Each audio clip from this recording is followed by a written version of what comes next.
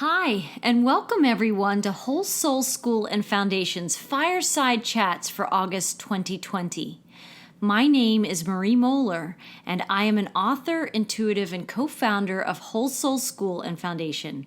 I am here with my co-host and co-founder, Lacy Frazer, who is a clinical psychologist by training and a practicing life coach and consciousness educator today. I want to welcome everyone back to our inspiring Fireside Chats podcasts for wholesoulschool and Foundation. And what I want to do first is to remind our listeners that our mission here is to educate, enrich, integrate, and liberate the heart and soul in people worldwide. We offer engaging podcasts and weekly inspirational messages on social media platforms. And we support other projects and philanthropic organizations and missions that educate and empower people whose lives have been impacted by incarceration in the U.S. and around the world. We hold a core belief that the conversation and the connections we share here is the education. And I want to welcome Lacy to the conversation today. So welcome, Lacy. Hi, Marie. Thank you for joining me. I'm always so excited because, as in every podcast that I'm doing more and more, we never know exactly what's going to stream through us, but it's always an adventure, right? Absolutely. And we talk about adventure, right? And so we step up into that experience with each other every month when we do these podcasts.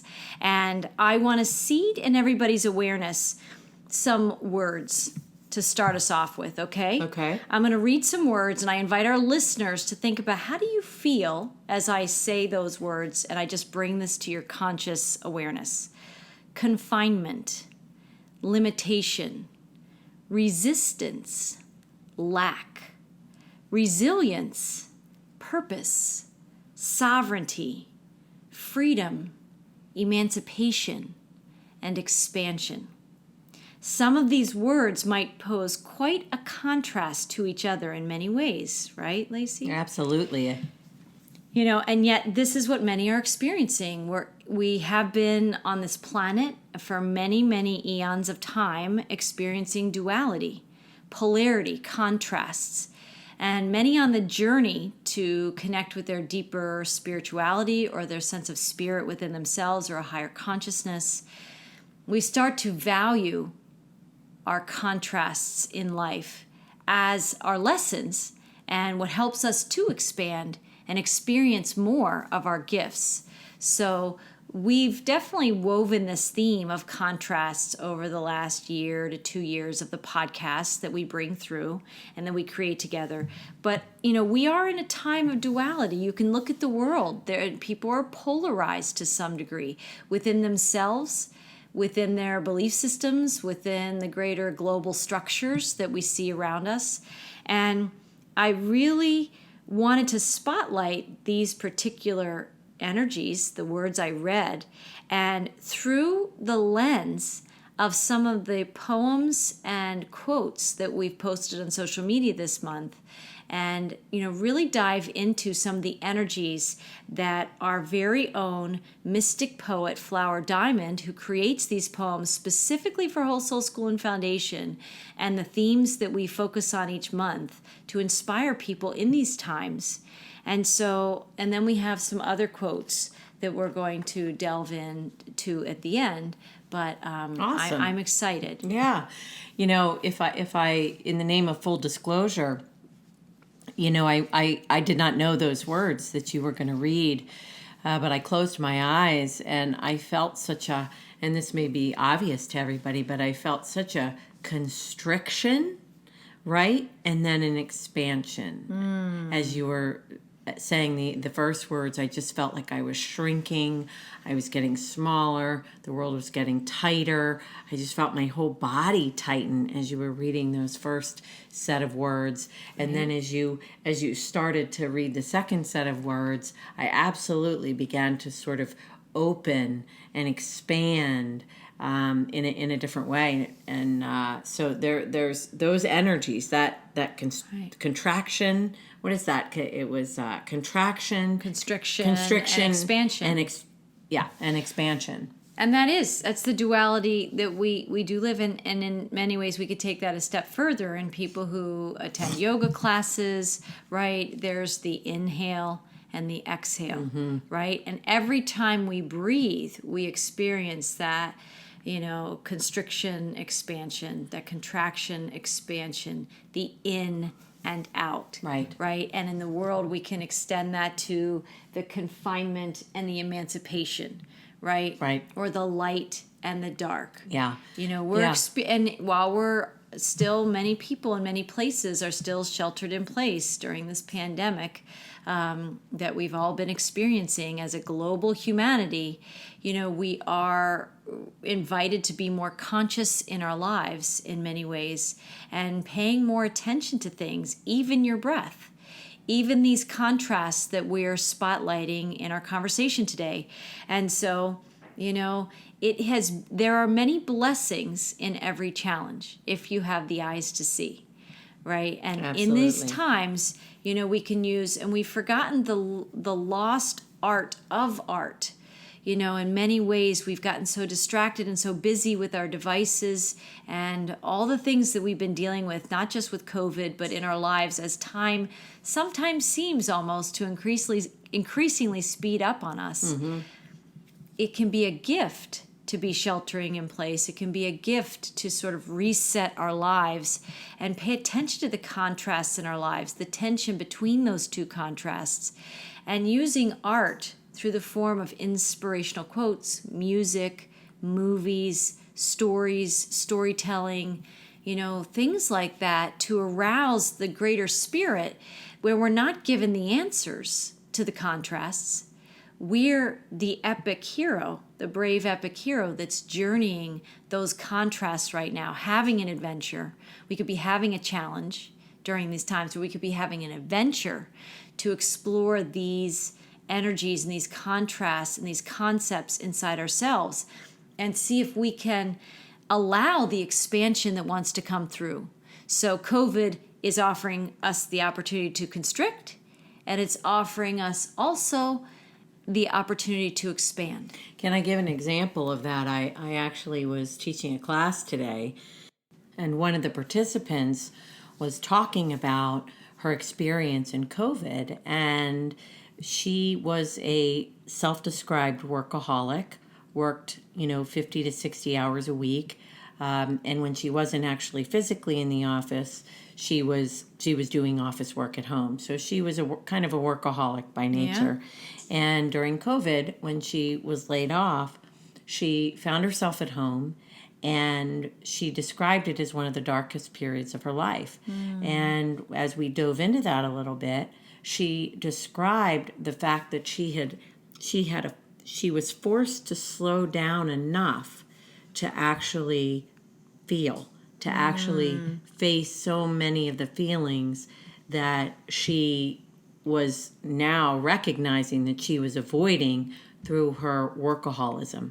So she spent so much of her life working, so many hours a week to distract herself from facing and dealing with some of the very painful emotions that she harbored inside of herself. So I bring that up is just to say that she really learned from the contrast of working 60 to 70 hours, never having a slow, silent, quiet period with herself, purposefully not having that, and then when it was forced upon her, the silence, in effect, was deafening, and she had to actually sit with herself and face herself. I think many of us are having to learn how to sit with ourselves. And in the past, we've used, activities and events, all kinds of coming things. And going all the time. But, in COVID, you can't be coming and going all the time. You have to engage a little bit of being and breathing and being present more in our lives. And some of us have not cultivated that skills because our larger culture hasn't really supported us to go inside and to take that opportunity unless there's been some kind of catalyst. And we are being invited to go inside and really feel what that is. And, you know, really there's many aspects to this journey right now, but it's for the purpose of this conversation, maybe it's feeling and witnessing and observing and paying attention to a lot of these intense emotions that do bubble to the surface when we actually give them time to express. Yes, exactly. When we actually give them time to express.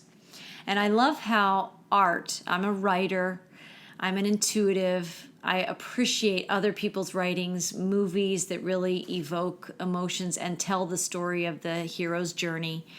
I really love when we can turn to that sometimes and see if we can see a reflection of ourselves or, you know, our world experiences in some way. So we can learn, so we can grow. So part of what poetry and art and conscious writings and quotes that inspire do is they allow us to see those reflections and reflect on our lives a little bit deeper, that when we're so distracted and we're just running from one thing to the next thing to the next thing and aren't always extracting the meaning, art engages our hearts. It engages a different level of sight, a different level of perception, a deeper experience of maybe feeling, right? And What's that creative energy? It's creative energy. It's more the feminine energy if we understand the divine feminine and the divine masculine. But there's many, many ways to talk about this, the left brain, the right brain. But this is an opportunity for us to listen to the words of artists, listen and see. I wonder, you know, I don't know. I haven't been in communication with some of my friends who are literally painters. I wonder if there's been a creative spurt, a renaissance, right, in this time. Yeah.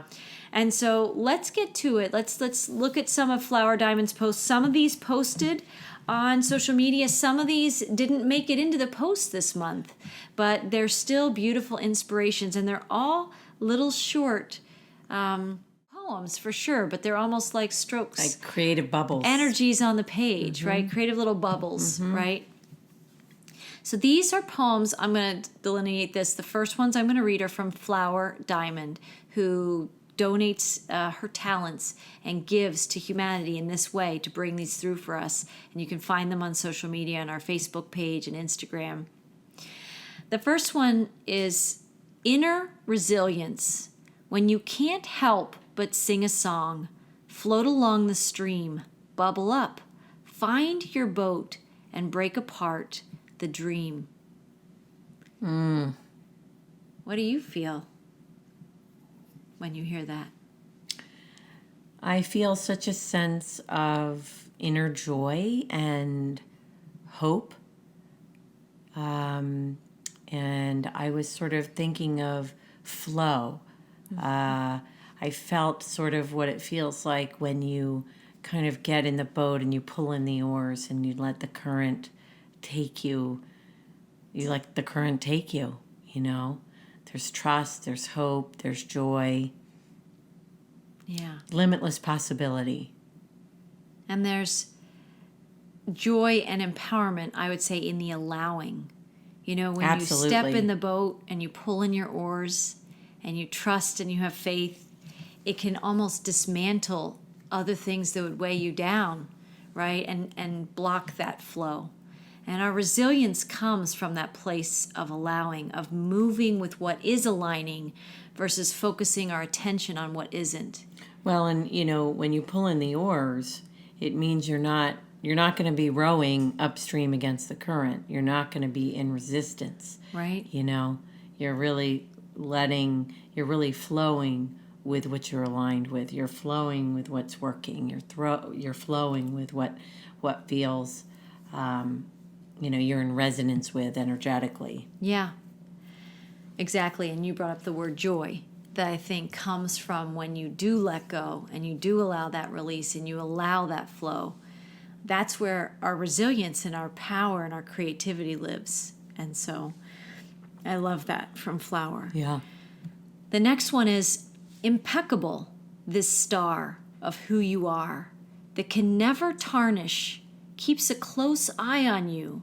No matter where you wander, it will follow. Can you read that again? Yeah. Impeccable, this star of who you are that can never tarnish, keeps a close eye on you. No matter where you wander, it will follow. You know, for me, that's all about soul. Or another way to talk about it is higher self or spirit or my non-physical self. You know, I always imagine that there's this part of me that is much sort of larger in essence, in spirit than what's actually like animating my physical body. And that's kind of a deep thought.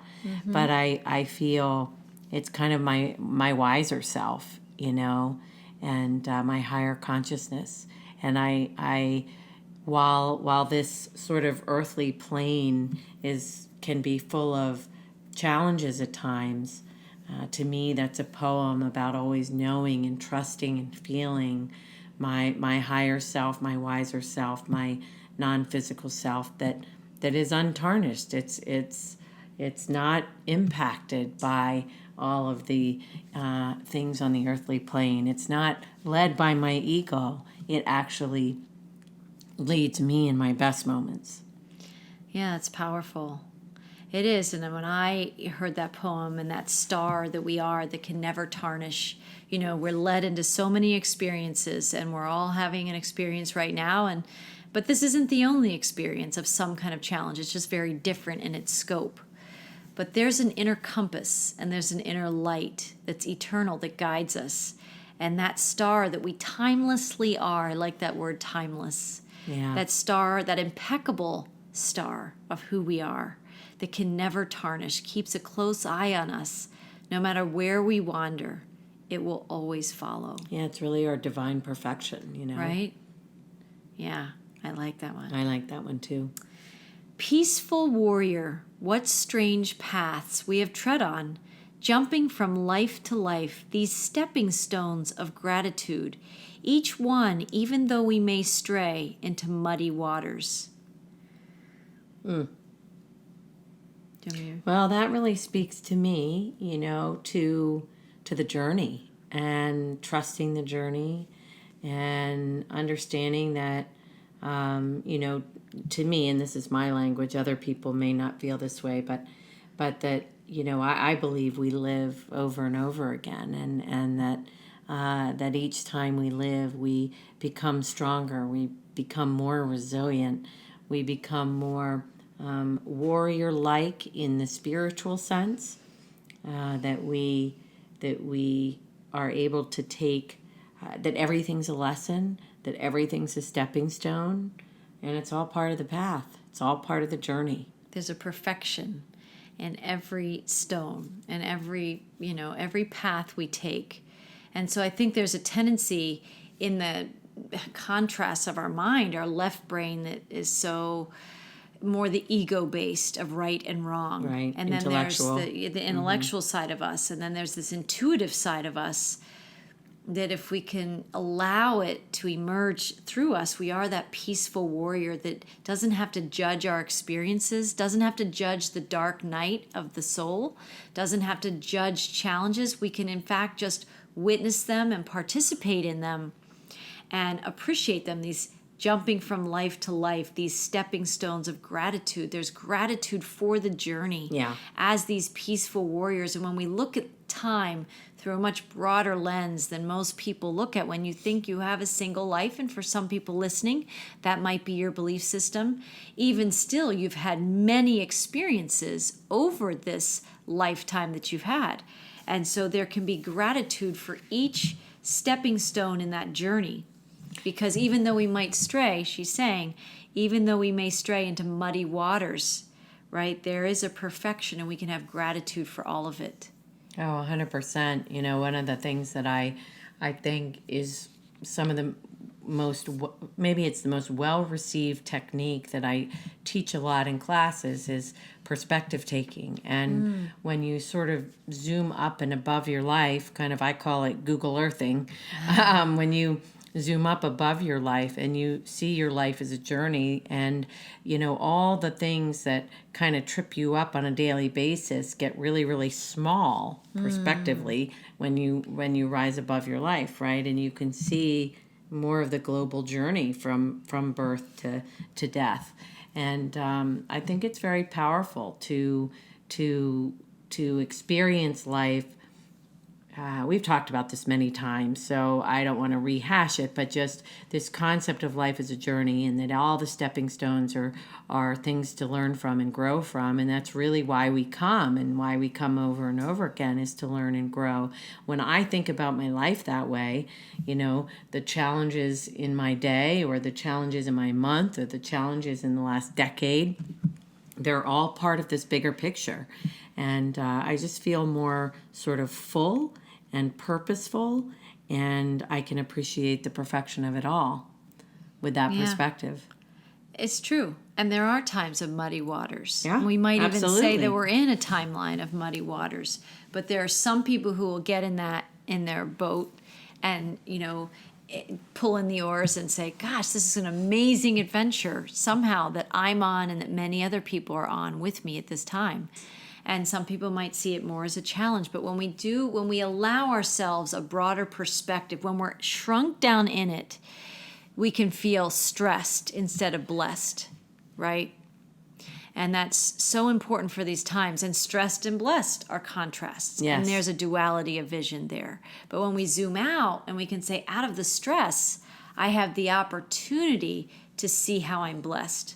And, we've been talking about that hero's journey since we started podcasting here with Whole Soul School and Foundation. And it's a theme that I don't think is ever going to leave us, because it's a part of who we are, right?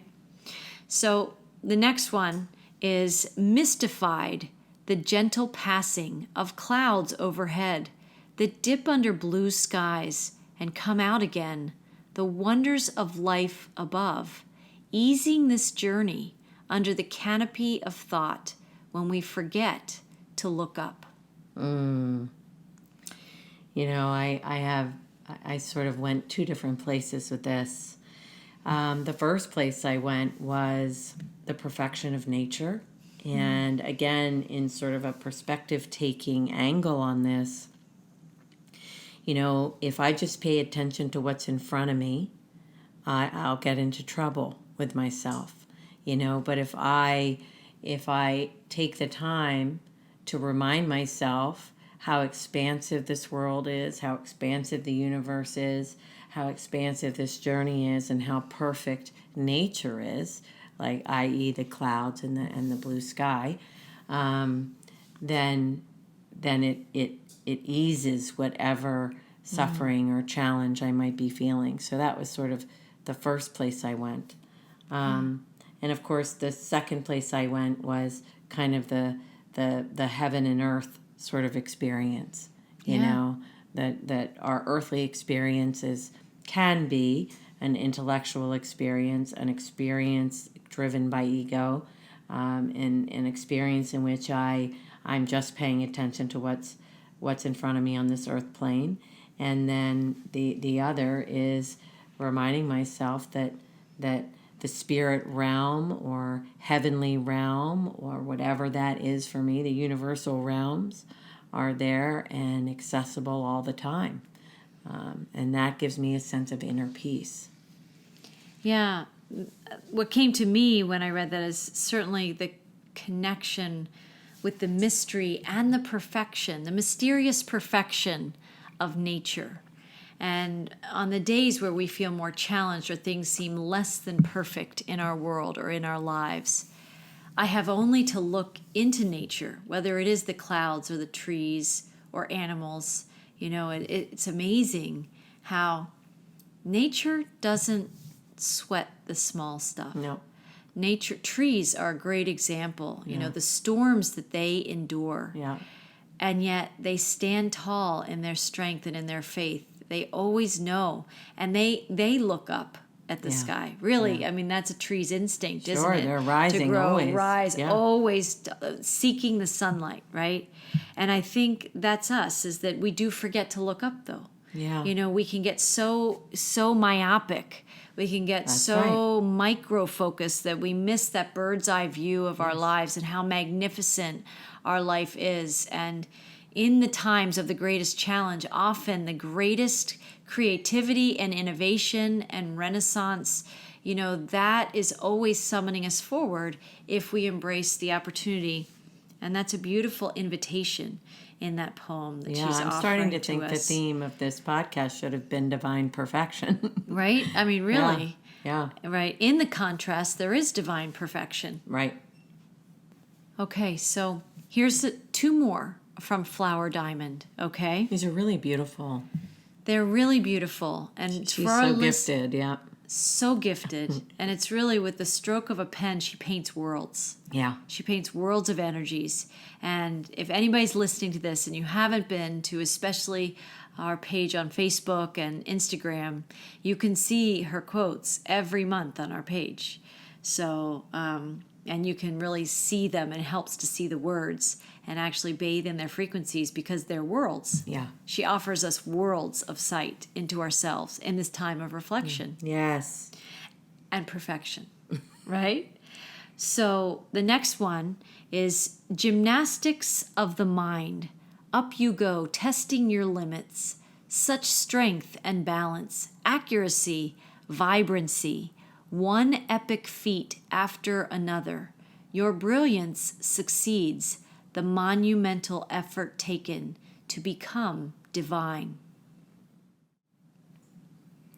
Boy, I don't know how to, you had me after the first thing you said, or the first words. Mm-hmm. I kept thinking monkey mind, gymnastics of the mind. And I kept thinking sort of that monkey mind concept that, and I kind of got tripped up. I didn't hear a lot of what you said after that because my mind got all monkey-minded. Monkey-minded. I can read it one more time, and then maybe you'd have a little bit more, and I have some things to share. Gymnastics of the mind. Up you go, testing your limits.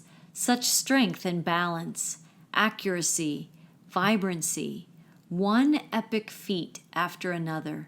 Your brilliance succeeds the monumental effort taken to become divine. I'm going to pass this one to you, Okay. and then I'll... Well, it's interesting that you felt the monkey mind because, when we journey, whether it's one lifetime or hundreds of lifetimes, we come for the experiences in our lives only to ultimately come full circle back around to what we always were, which was divine, spirit, whole, light, eternal. And we go through these almost Herculean feats, right? These challenges, these tests of endurance, these tests that twist us and tangle us and, in many ways trap us on loops of the things that our minds think. And if we think about ourselves through time, are we still tangled up in those gymnastics of the mind from something that happened in our childhood that we are still carrying around with us, that we haven't quite found the way to allow the release and moving into new chapters and new adventures? Because all of it is part of our brilliance succeeding. And the monumental effort we courageously take as these epic heroes, right? The hero's journey inside us that we all take. We're all in it right now. We are all in a hero's journey.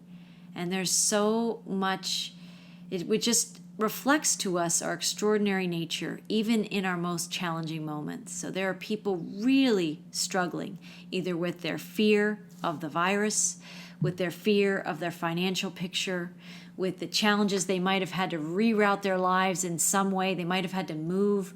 This has created a tremendous amount of change for a lot of people, and it's a trigger for a lot of people. And yet we are in those heroes' journeys. We're that brave, epic hero facing these epic feat after another, and we are rising in these experiences. And without that bird's eye view or that Google Earth lens, we can feel like so small, so insignificant even, but we can go back to those original words, that confinement, limitation, resistance, and lack, feeling so challenged and struggling and confined and constricted. But we can also see ourselves in this bigger, take a big breath and realize the scope of our journeys here. And we are these amazing beings who have these brilliant successes just by being here. In the hero's journey, we're infinitely courageous, infinitely and eternally courageous. I really, really like that one from Flower. Yeah. And the last one, she has many more, but the last one for our podcast tonight is thunderstorm, this place of unrest where every path is succumbed by rain. Dear heart, hold this umbrella. Flowers will be blooming. I see their stars over here, and over here. Yeah, immediately I use this metaphor all the time when I try to describe to people my level of belief in the universe, my level of belief in a higher power, my level of belief in myself as a soul journeying, And the metaphor is the thunderstorm. And I'm in a plane, and I'm in the middle of a thunderstorm, and there's rain everywhere, and there's turbulence, and no matter how far I look to the left or to the right, it's dark clouds. But I know, and I've probably said this before, but what I know beyond a shadow of a doubt is that if the pilot would just ascend just a little bit, at some point he will rise above that thunderstorm, and there will be blue sky and sun. Yes. And there is no doubt. I mean, it's 100%, 150% surety that is what is above the thunderstorm. So when we're in the middle of it, and it's as dark and black and cloudy and turbulence as far as the eye can see, we know that if we just ascend a bit, there's blue sky and sun. And I think that's how I tell when people say to me, tell me about your like level of belief, That's what I'll say. That's how sure I am. Well, and it's been tested in some storms. Yes. And if you had avoided all those storms, would you have the level of belief that you have? Yeah. No, none of us would. No, I would. If I had never gone up in the plane, I would never know that there's blue sky and sun. How magnificent it can really be. Exactly, and I think that's what she's saying there at some level. Oh, absolutely. And I do feel like after, the clear blue sky that often comes through, right? After the most ravaging storms, you can see. Yeah. It is amazing. And nature resets itself after fires, after, hurricanes and all kinds of things. You do watch nature reset itself. And because it also has that deep belief that there is light after every storm. And we're in the journey to remember that. We are in that hero's journey to remember that. And in August of 2020, as we all take the turn towards September at this time of our podcast today, there's a number of more months, right? Was it 4 more months in the year 2020? But a lot of things are going to blow through. We've got a lot of potentially some storms ahead, whether those are literal storms, whether those are metaphorical storms, whether those are metaphysical storms. We're going to journey some more yet in this year. There's a lot more unfolding for all of us. And I like always these higher perspectives and these ability to go inside ourselves and reflect that light that we're seeking. If you're in the plane and you're trying to get above the clouds, that's ultimately an inward journey that you do find that light above the clouds inside yourself. And you realize no matter what storm, I'm made of that light. That's my essence. So no matter what's going on around me, I'm still at the core of my being, the light. And the flowers will be blooming, and we can see their stars inside us. Yes. In here. She says over here, over here, over here. Everywhere. And I would say in here, in here, in here, and everywhere. Yeah. Right? Yeah. So I just want to shout out to Flower Diamond. when you listen to this podcast. We're so grateful for what you bring to us and the gems you give us every month so generously. And then I just have a few quotes that we also posted from, I don't think it's anybody in particularly famous, but they were essences of energy that I think were important in this theme of resilience and growing through life's experiences to extract those gems. So the first one is, resilience is a precious skill. People who have it tend to also have 3 underlying advantages: a belief that they can influence life events, a tendency to find meaningful purpose in life's turmoil, and a conviction that they can learn from both positive and negative experiences. That's from Amanda Ripley. And I think that that is kind of the hallmark when you said people are curious about your resilience and your belief, even amidst the storms. I think it is because you have journeyed long enough, far enough, wide enough to have experienced some of these 3 things that Absolutely. she's talking about.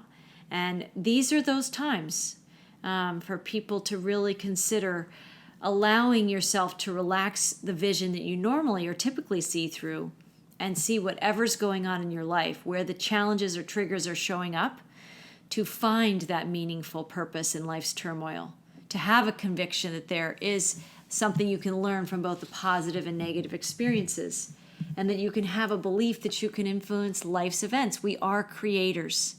We are powerful creators, and we are now in the storm of this pandemic, and we have always been, and we will continue to be if we can tap into that. That's definitely part of our inner strength and our inner resilience.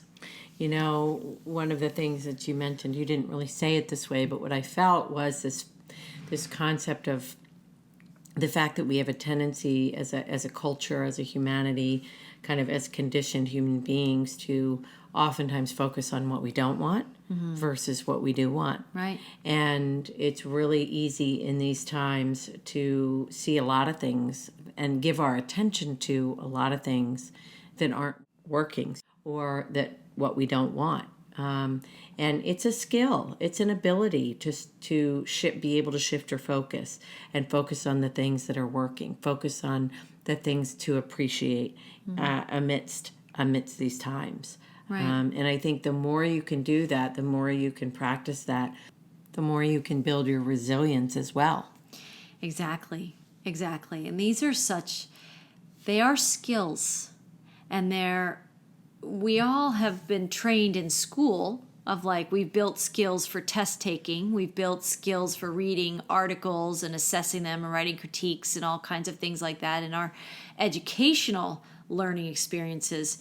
But this kind of listening, this kind of observing, this kind of reflecting and having conversations with ourselves and going on this spiritual journey inside ourselves is not often really cultivated. And so there's no time like the present, right? There's Right. no time like the present. I have just a couple more quotes here today.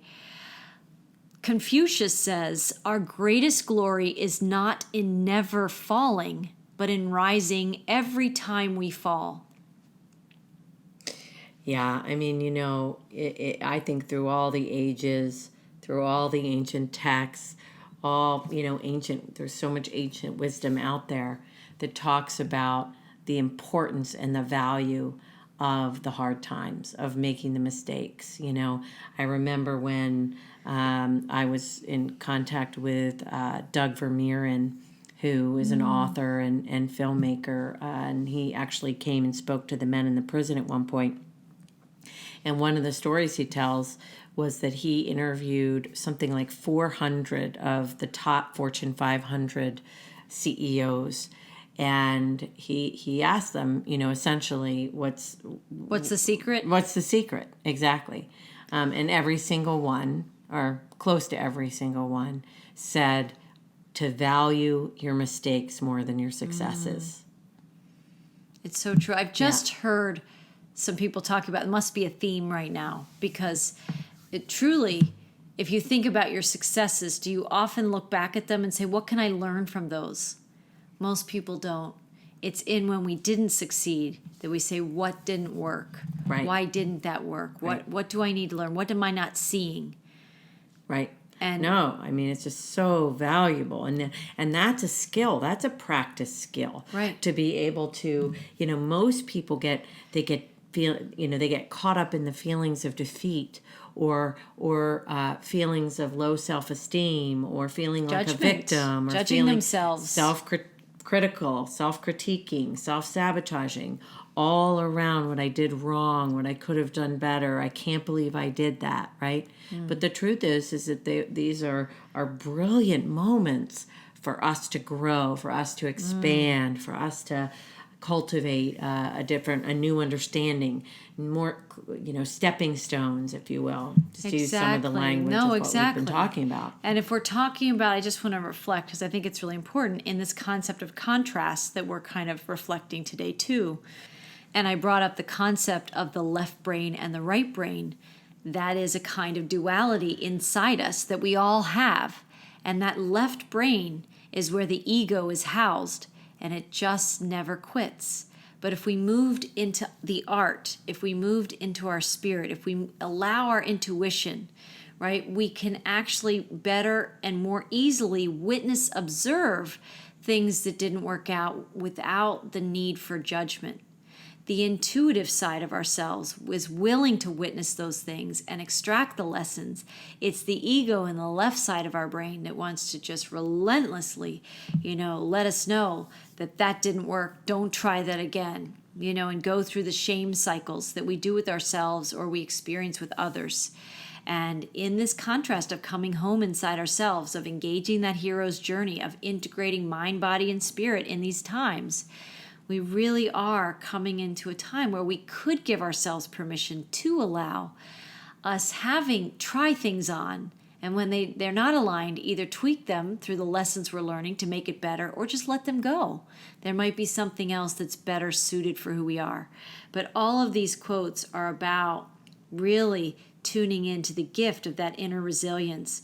And the ego's not going to let us really access that, because its whole job is to tell us what we did wrong and we should never try it again. And we should take that in as a kind of shame that we then need to protect with all of our armor that we've been talking about in the hero's journey too. But if we allow the things that need to fall or fail, and then we can observe them inside ourselves, that's where the rising takes place. That's where the rising. Absolutely. It takes all of us, right, all parts of us, to be able to do that, to get beyond the ego's grip on us, basically, right? I have 3 more quotes. Mastering the art of resilience does much more than restore you to who you once thought you were. Rather, you emerge from the experience transformed into a truer expression of who you were really meant to be. And that's Carol Orsborn.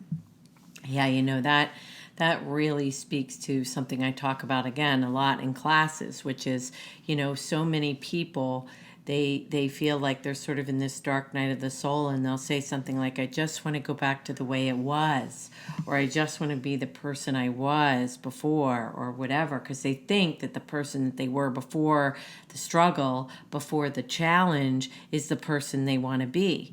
But the truth is, and I sort of gently confront this every time, it's not that you want to go back to who you were, it's that you want to grow, you want to expand, you want to become who you are becoming. And it's not a return, it's a rising. Yes. And that is something else that, I think these times are seeding in our conscious awareness. And can you ever really return, since we're changing and growing in every moment? Our cellular structure is different from one minute to the next. Well, I don't think you can return, but I also say I don't think if you really open to this idea that you really want to return to anything that is considered past, that is considered old. Exactly. And that's, though, coming from the lens of perspective that we now have, that true. There's such power and purpose and joy in the creating of every moment. Right. If you're not in that power and passion and perfection of creating your life, right, and you're still in the perspective that life is happening to you, this isn't going to resonate. But if you're somebody who feels that way, we invite you to keep listening, because when you do become the creator of your life and you do become the author of your life and you really are in that creative energy, you do master the art of resilience, because resilience is an essential skill in the hero's journey. Right. And you need those skills to become the creator who's always creating. We're always creating until our last breath. We can do it unconsciously or we can do it consciously. Right. And so I love that we started with confinement and limitation and lack and resistance, but these quotes are leading us really into our true power, which through the skill of resilience and kind of a certain kind of alchemy, we're shifting into what's possible. And it's harder to shift into what's possible when you don't understand yourself as a creator being. And so we will continue to share that theme and that message through Whole Soul School and Foundation. 2 more quotes. One is from Deepak Chopra. I don't know that we could have addressed these topics without talking about Deepak Chopra, who is a teacher and a speaker, and he's been in a number of films. Many of our listeners would know who he is, and if you don't, look him up. And you can see our quotes. We've quoted him many times. Inner resilience and the ability to bounce back are personal qualities. Align yourself with someone who has this kind of resilience so that your own can be strengthened. Find another oak to weather the storm with you. Anyone who is in touch with his or her core self will always respond. I think he wrote that about us. Well, I think so. And, I have to say that, we have become more of our own inner oaks, but I would say not without reflections from nature. And we have rocks around our house and we have trees in our yard. And there have been many times that I've had to go outside and look up and connect with the trees, that I watch them so gracefully really anybody listening to this, you can think about, we've had a lot of summer storms here in North Carolina. And when they roll through here, we have these massive trees around us, massive. Right. And you watch them, and even some of the biggest winds will whip, and no resistance. They just absolutely go with the flow of the wind, and they anchor their roots deep in the earth, and they come through those storms, not always, but most often, perfectly fine, stronger than before, right? And if there were any weak limbs of the trees, they do release. And the tree doesn't say, oh, goodness, right? Right. I have missing parts now. Right. No, it probably knows that those limbs right. needed to be released, needed to go. And so we have that now. And I think there's a tree wisdom that's also weaving itself into our conversation today. Well, I think the essence of that poem to me really speaks to resilience on 3 levels. It's saying, number 1, feel the oak tree, the true oak tree, feel its strength, feel its resilience. Let it inspire you, in a way, emulate its perfection and its strength, and know it's always there, right? And right. It's a symbol of resilience. Right. And then we have the meaning that finds someone else to weather the storms with, find another, and I'm assuming he means, in a way, person who resonates in the same way, who can help support you and build you up and weather the storms. Well, and I would together. say who are committed to resilience, because there are people right. who aren't. Right. There are people who are really, and somebody could be listening from that frame of mind tonight too. Yeah. Is that, there can be this feeling of life happens to me and I have any power to create my life, and I'm listening to what you're saying, but not in my case. In my case, all the cards are stacked against me. And Deepak Chopra is really saying, no matter where you are, if you can align yourself with someone, even if it's an author in a book who has that belief. It doesn't have to be a friend or somebody physically in your life. Yeah. It can just be somebody who It could be somebody who was alive 2 centuries ago. We can align ourselves with beings who are living or once lived, who knew this, who believed this, who were resilient. No matter what happened, they still rose above, and they trusted their inner resilience to get them through. And we can, there's someone, but I don't think it's worth really talking about right now, but there's someone who talked about assembling kind of your round table of mentors. And I think that you can have tree mentors, you can have, looking at artists from the past, people who know this energy, and it could be a contemporary, it could be somebody who's living today who knows this. And here at Whole Soul School and Foundation, maybe we are in your round table and your wheelhouse of reflecting these higher messages to yourself when you're seeking to experience and know that resilience, especially in the moments where you're not feeling quite that strong. You can still tap into some other roots inside other people who have lived that essence of resilience. Yes. So and the third, there was a third interpretation, which is just tapping into that oak tree within you. Somehow believing that there is a strength. Yeah. Sort of that which does not kill me makes me stronger. Exactly. So there's the oak tree within ourselves. There's the oak tree we find in others, and then there's the oak tree. Itself.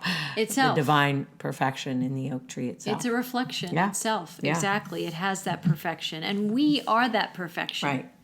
The last one is from Brené Brown. Joy, collected over time, fuels resilience, ensuring we'll have reservoirs of emotional strength when hard things do happen.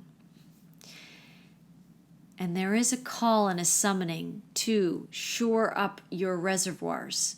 Pay into that reservoir of joy. Maybe on the hard days, but maybe if that's challenging, you could be thinking of paying into joy, creating and cultivating more joy so you have that inside when you are burdened or challenged or triggered, because you can go to that reservoir and make a withdrawal. Basically, you can access that parcel of energy on a day when you just don't feel like you have it. And so paying into joy, investing in our joy, creating that in our lives is so important. And I think it's really important to say to people, or at least say out loud to each other, that that sometimes I've met many people who don't really understand or know true joy, and it's been elusive this lifetime.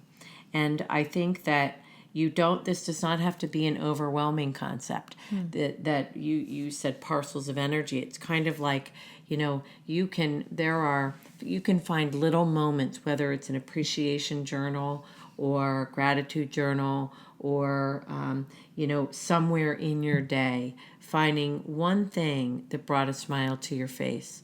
And it doesn't have to be... And appreciating that smile. And just appreciating that moment. That's that moment of grace. And that moment may have appeared in a sea of challenges that day. But focusing on and bringing your attention to that small moment, and that will add to your reservoir. And if you can, the more small moments you can attend to, pretty soon you'll have an ocean.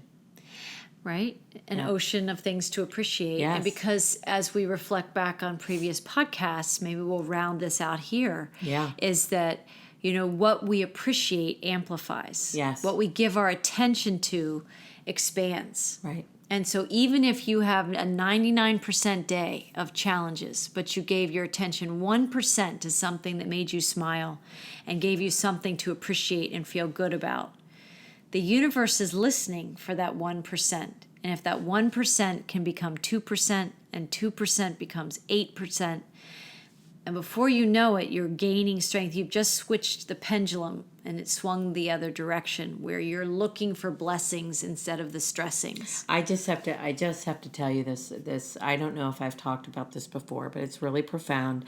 I met a man in prison once who he got a 22-year sentence, was never in trouble with the law before, and he felt his life was over. And he told me the story about how he met another man in prison early on in his sentence who taught him to see if he could just feel good for 7 seconds. For 7 seconds, could he have a consistent good feeling inside of himself? for 7 seconds. I mean, now you're in prison, your whole life has fallen apart, you've lost everything. So 7 seconds was a lot to ask, you know? Really. And then he helped teach him how to go from, okay, so now you can do it for 7 seconds. Now I want you to do it for 30 seconds. Wow. And they built up over the days and weeks and months and years to finding more and more joy in his day in a 24-hour period until he was living it all the time. All the time. From 7 seconds to all the time. Yeah.